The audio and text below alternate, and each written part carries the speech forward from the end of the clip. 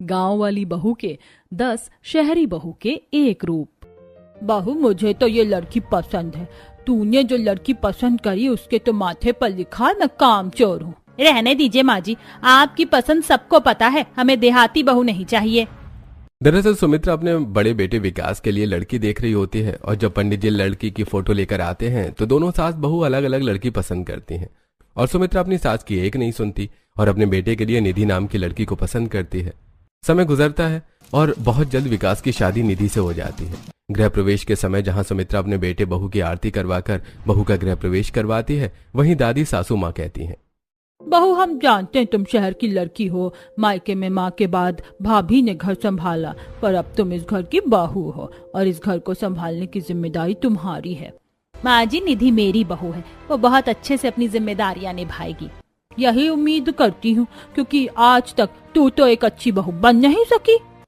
शुरू से ही शांति और सुमित्रा की आपस में नहीं बनती थी। जो शांति को पसंद था वो सुमित्रा को नहीं और जो सुमित्रा को पसंद था वो शांति को नहीं, जिस वजह से अक्सर ही दोनों सास बहू में तकरार रहा करती है। और निधि अपनी सास और दादी सास के रिश्ते को देखकर कमरे में बैठकर हंसते हुए विकास से कहती है, विकास, मैंने तो आज तक बस सुना था कि सास बहू में कभी नहीं बनती, पर आज देख भी लिया। दादी और माँ ऐसी हैं, इन दोनों के बीच में जितना तकरार है उतना ही प्यार भी है, समझी। इतना बोलकर विकास और निधि नाइट ड्रेस पहनकर सो जाते हैं और अगले दिन अपनी पहली रसोई के लिए जल्दी से उठकर निधि तैयार होती है और रसोई में जाती है, जहां सुमित्रा, काजल और शांति आकर उससे कहते हैं, बहू, खाने में दम आलू, पुलाव, बिरयानी, खीर और पूरी बना लेना। बहू, जो बनाना हो वो बना लेना, पर खाने में रोटी जरूर होनी चाहिए। और भाभी, खाना बनाकर मेरा लंच पैक कर देना प्लीज। सभी काम बोलकर रसोई से बाहर जाते हैं और निधि सबकी बात भूल जाती है। ये लोग मुझे क्या क्या काम बोलकर चले गए थे। निधि, जो आता है पहले वो कर ले अब। निधि सबसे पहले सब्जी काटती है और सब्जी बनाने के बाद दाल रखती है और जब दाल बन जाती है उसके बाद आटा गूंथती है। थोड़ी देर बाद शांति और सुमित्रा आती किचन में आती हैं। देख ले अपनी पसंद की बहू के हाथ, 2 घंटे हो गए पर अब तक उसने तेरे बताए हुए पकवान नहीं बनाए। दादी जी, बस पराठे रहते हैं और आपने ही तो बोला था जो आता है वो बना लूं। माँ जी, मेरी बहू बड़ी ही नाजों से पली है, वो धीरे धीरे सब सीख जाएगी। तू तो आज तक कुछ नहीं सीख पाई है, क्या सीखेगी। एक बार फिर शांति सुमित्रा को सुनाकर बाहर जाती है और कुछ देर में जब निधि सबको खाना देती है तो, भाभी, मुझे बहुत भूख लग रही है, जल्दी से मेरे लिए पराठे और सब्जी निकाल दो। मैं तो बस पुलाव खाऊंगी और जूस पीऊंगी। बहू, मुझे तो दवाई खानी है, इसलिए पहले तुम मेरा खाना निकाल दो, जो कुछ भी बनाया है। सभी एक एक के बाद काम बोलते हैं और जल्दी की वजह से निधि पजल हो जाती है और सिर्फ सुमित्रा का खाना निकाल कर खड़ी हो जाती है। इस घर में हम लोग भी हैं। भाभी, आपने तो बहुत लेट कर दिया, आप मुझे मेरा लंच दे दो, मैं कॉलेज में ही खा लूंगी। मुझे समय ही नहीं मिला, इसलिए मैं तुम्हारा लंच पैक करना भूल गई। देख ले बहू अपनी बहू की करतूत, अब क्या बोलना है तुझे। निधि की वजह से सुमित्रा का मुंह शांति के सामने बंद हो जाता है और निधि उदास हो जाती है। मैंने सोचा था आते ही सबको खुश कर दूंगी, पर मेरी वजह से सबका मूड खराब हो गया। पर मैं भी क्या करूं, मैं अकेले कितने काम कर पाती। इसी तरह कुछ दिन बीत जाते हैं और एक दिन निधि किचन की स्लैब साफ करके अपने कमरे में बैठकर फोन चलाने लगती है। तभी विनोद बिखरा हुआ घर देखकर सुमित्रा से कहता है, बहू के आने के बाद तो घर और फैला हुआ नजर आ रहा है। सुबह के 11 बजने वाले हैं और अब तक बहू ने झाड़ू पोछा नहीं किया, मैं अभी बोलती हूँ। इतना बोलकर सुमित्रा निधि को झाड़ू पोछा करने के लिए बोलती है तो निधि उठती है, बाहर जाती है और झाड़ू लगाती है, पर निधि झाड़ू लगाकर सोने के लिए चली जाती है। अब जैसे जैसे समय गुजरता है निधि का असली रूप घर वालों के सामने आता है। एक दिन ऐसे ही किचन में रोटी निधि बना रही होती है तो वहीं पीछे से सुमित्रा आती है और उसके पीछे पीछे काजल भी। अरे बहू, इतनी धीरे धीरे रोटी बना रही है, खाना सबको कब निकाल कर देगी। भाभी, मेरा लंच वाला डब्बा कहाँ है। काजल, मैं एक टाइम पर एक ही काम कर सकती हूँ, मैं रोटी बना रही हूँ, तुम अपना डब्बा खुद पैक कर लो। निधि की बात सुनकर सुमित्रा गुस्से में अपनी बेटी का डिब्बा पैक करती है और इसी तरह 2 दिन बीत जाते हैं और एक दिन निधि कमरे में पोंछा लगाकर बाहर लिविंग हॉल में आती है। कितनी थक गई हूँ, कमरा तो साफ कर लिया, अब थोड़ी देर आराम कर लेती हूँ, बस लिविंग हॉल ही तो रहता है, बाद में कर लूंगी इसे। इतना बोलकर निधि सोफे पर आराम करने के लिए लेट जाती है और फोन चलाने लगती है। तभी वहां दिवाकर आता है। भाभी, आप फोन चला रही हैं, मेरे कपड़े तो छत से उतार देती, अब जल्दी से कपड़े ला दो। माफ करो देवर जी, मैं तो पोछा लगाने जा रही हूँ, 2 मिनट के लिए लेट गई थी, 2 कदम खुद ही चलकर ले आओ ना। निधि काम के नाम पर घर के सिर्फ 1 या 2 काम करती और बाकी देर आराम। कुछ देर में दिवाकर अपने कपड़े खुद छत पर लेने जाता है, जहां उसका दोस्त सुनील अपने घर की छत पर शेक पीते हुए बोलता है। अरे विकास भाई, आज से पहले मैंने तुम्हें कभी भी अपने लिए काम करते नहीं देखा। क्या फायदा भाभी आने का? मेरे घर में आकर देखो मेरी भाभी सारा काम कैसे करती हैं। सुनील की बातें सुनकर दिवाकर मुंह बनाकर नीचे आता है। समय गुजरता है और घर वाले निधि को कुछ बोलना ही छोड़ देते हैं। कुछ महीने बीत जाते हैं और सुमित्रा दिवाकर की शादी की बात करती है। सभी लोग रात का खाना खाते हुए बात करते हैं। सोचा था शहर की बहू आएगी तो घर संभालेगी नए तरीके से, पर मेरी बहू तो बिना काम करे ही थक जाती है। रहने दे सुमित्रा, तू अपनी ही जैसी बहू लेकर आई है। अब दिवाकर के लिए लड़की देखने का काम मेरा है। माँ जी, इंसान गलतियों का पुतला है, पर अब मैं अपने लिए ऐसी बहू लेकर आऊंगी जिससे आप भी खुश हो जाओगी। मेरी दोस्त की ननद है, वो गांव में रहती है। मेरी दोस्त बता रही थी उसकी ननद की बेटी बहुत गुणी और संस्कारी है। हाँ हाँ भाई, तेरा बेटा है, तू अपनी ही पसंद की बहू लेकर आएगी, पर मुझे क्या, बहू तेरी होगी। मैं तो बस कुछ साल की मेहमान हूँ। माँ सुमित्रा, फिर से तुम दोनों लड़ाई मत करो। सब कुछ मेरे दिवाकर पर छोड़ दो। अगर दिवाकर को लड़की पसंद होगी तो ही हम शादी करेंगे। विनोद सब कुछ अपने बेटे पर छोड़ देता है और जब दिवाकर आकृति की फोटो देखता है तो वो शादी के लिए हाँ करता है। बहुत जल्द आकृति और दिवाकर का रिश्ता लग जाता है और इस रिश्ते से निधि सबसे ज्यादा खुश होती है। सभी लोग लिविंग हॉल में बैठे टीवी देखते हुए बात करते हैं। चलो अब मेरी भी देवरानी आएगी इस घर में और मुझे कामों से थोड़ा आराम मिलेगा। रहने दो भाभी, एक काम करके आप इतना थक जाती हो कि आपको आधे घंटे का आराम चाहिए होता है। भैया की बात में दम तो है। इस तरह सभी निधि के आलसपन का मजाक बनाते हैं। समय गुजरता है और बहुत जल्द दिवाकर और आकृति की भी शादी हो जाती है। और जब आकृति शादी करके अपने ससुराल आती है, आकृति अपने फूलों से सजे कमरे में बैठी थी और उसके पास बैठकर निधि उसे भड़काती है। देखो, मैं तुम्हारी जेठानी हूँ।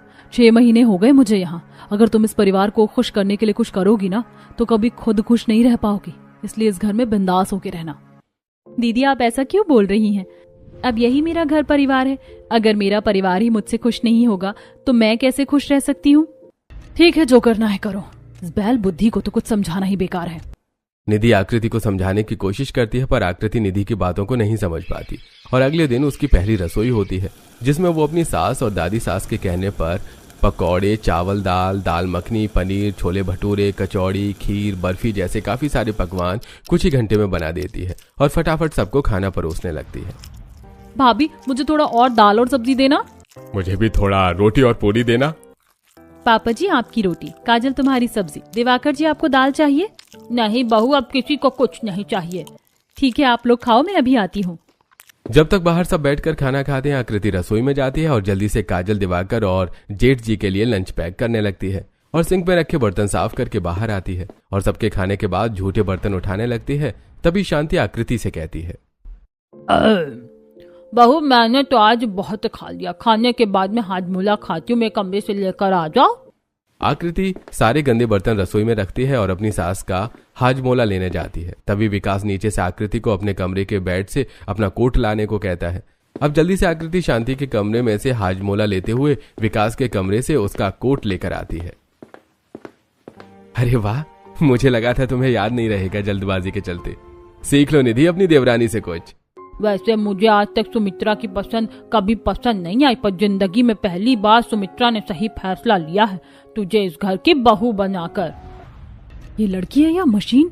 इसके कितने रूप है। तुरंत रसोई में नजर आती है और तुरंत ऊपर पहुंच जाती है। सारे काम कितनी जल्दी करती है। इतना बोलकर निधि अपने कमरे में चली जाती है।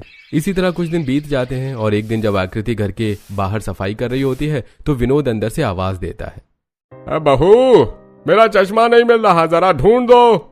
भाभी, मुझे लगा मेरी चप्पल बाहर है, पर मेरी चप्पल अंदर रखी है। मेरी चप्पल अंदर से ले आओ। आकृति बाहर का काम खत्म करके अंदर जाती है और पहले अपने ससुर को चश्मा देती है और काजल की चप्पल लेकर बाहर आती है। और जब सुमित्रा किचन में ग्रीन टी बना रही निधि से आकृति के बारे में पूछती है तो, बहू, तेरी देवरानी कहाँ गई? कहाँ गई का क्या मतलब है? अभी तो वो अंदर ही थी, पापा जी को चश्मा दे रही थी।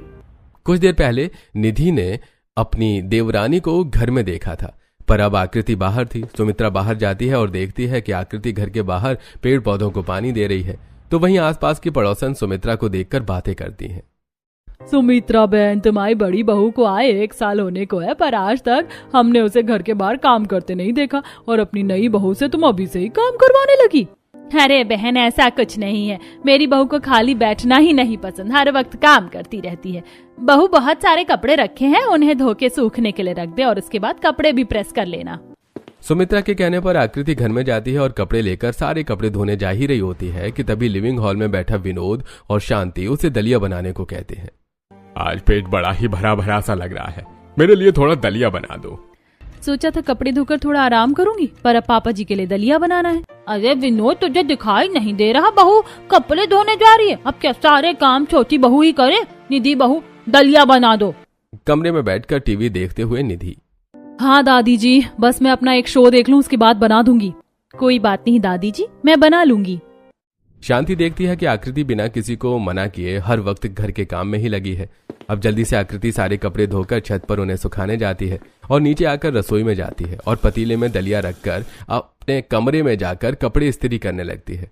वो पूरी तरह से थक चुकी थी। अब ऐसे ही दिन गुजरते हैं और एक दिन जब सारा काम करके आकृति जैसे ही बेड पर लेटती है, सुमित्रा उसके पास आती है। क्या बहू, सारा दिन आराम करती है? चल मैं तुझे अपनी दोस्तों से मिलवा कर लाती हूँ।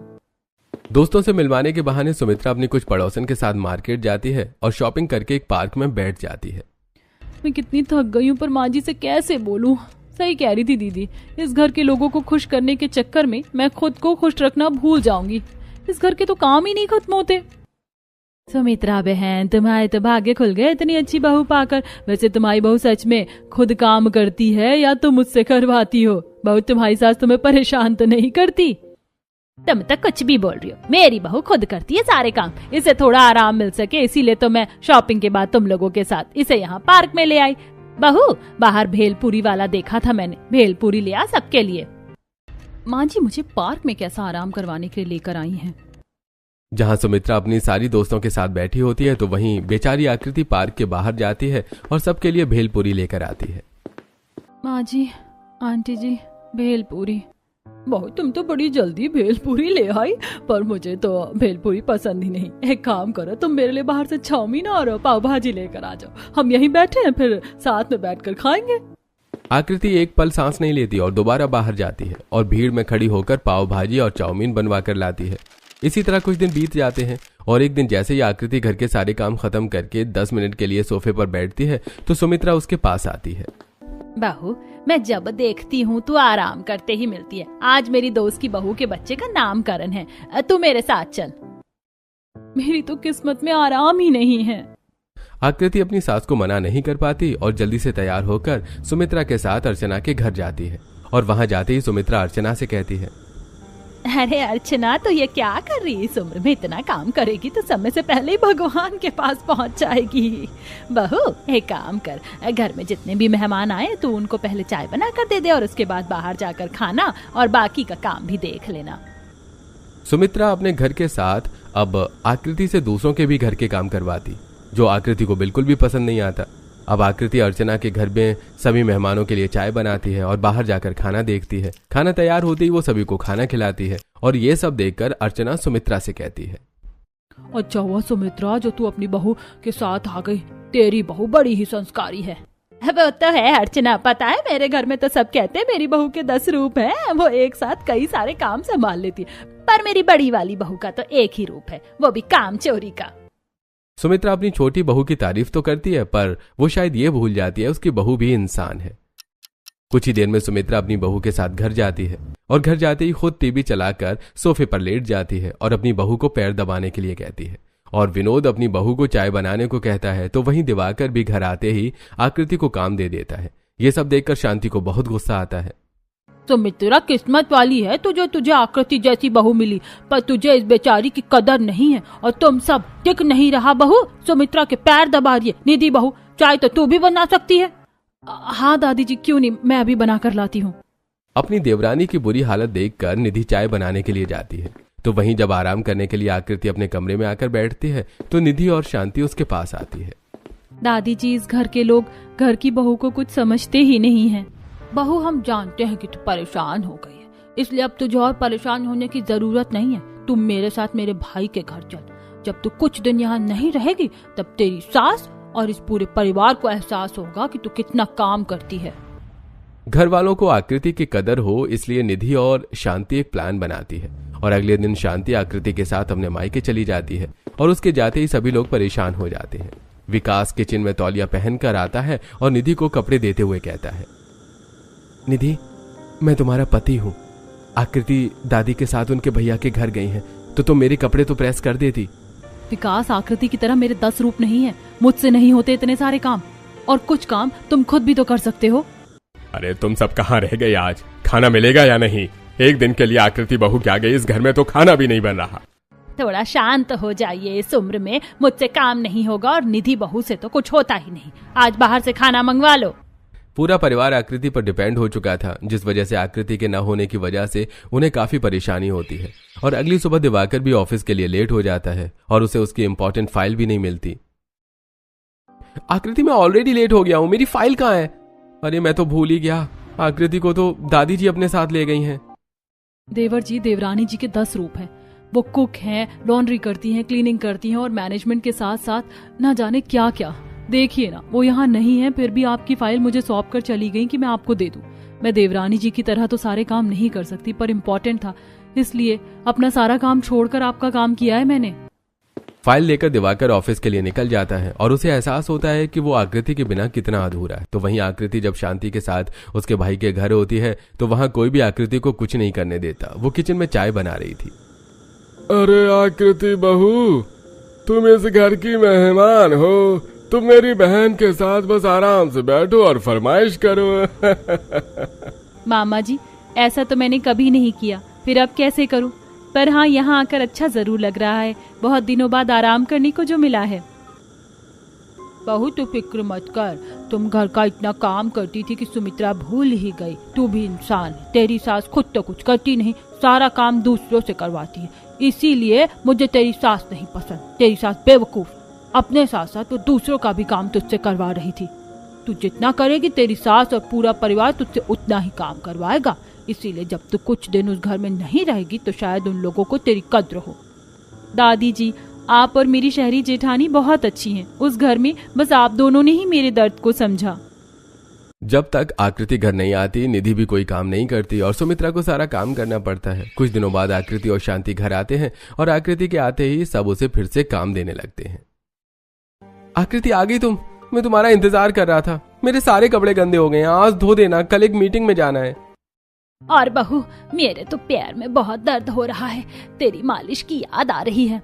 अरे बस करो, तुम लोग तो एक नंबर के निहायती बेशर्म और बदतमीज लोग हो। बहू को आराम मिल सके इसलिए मैं उसे अपने साथ अपने भाई के घर ले गई और आते ही तुम लोग इसे काम पर काम देने लगे। अरे थोड़े काम तुम खुद भी तो कर सकते हो। बहू के 10 रूप नहीं है, बस बहू तुम लोगों का दिल नहीं दुखाना चाहती और एक तुम लोग हो जो हर वक्त बहू को परेशान करते हो।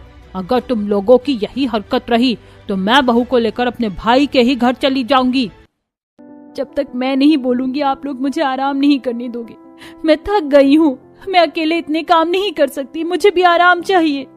इतना बोलकर आकृति अपने कमरे में आराम करने के लिए चली जाती है, जिसके बाद सबकी नजरें शर्म से झुक जाती हैं और दिवाकर अपने गंदे कपड़े बाथरूम में ले जाकर धोने लगता है। अब आकृति बाहर आती है और अपने पति को कपड़े धोता साफ करता देख बोलती है, आप रहने दीजिए, मैं धो देती हूँ। नहीं भाभी, इंसान को अपने कपड़े तो खुद ही धोने चाहिए। अब से मैं अपना काम खुद ही करूंगी। हाँ बहू, दिवाकर बिल्कुल सही कह रहा है। जब तू नहीं थी तब हमें तेरी कद्र हुई, पर अब हमारी आंखें खुल चुकी हैं। अब हम अपने काम खुद करेंगे। अब घर वालों को समझ आ जाता है कि वो लोग आकृति के साथ कितना गलत कर रहे थे, जिसके बाद अब जब भी आकृति कुछ काम करती तो निधि उसका हाथ बटाती और घर वाले भी अपना काम खुद करते हैं।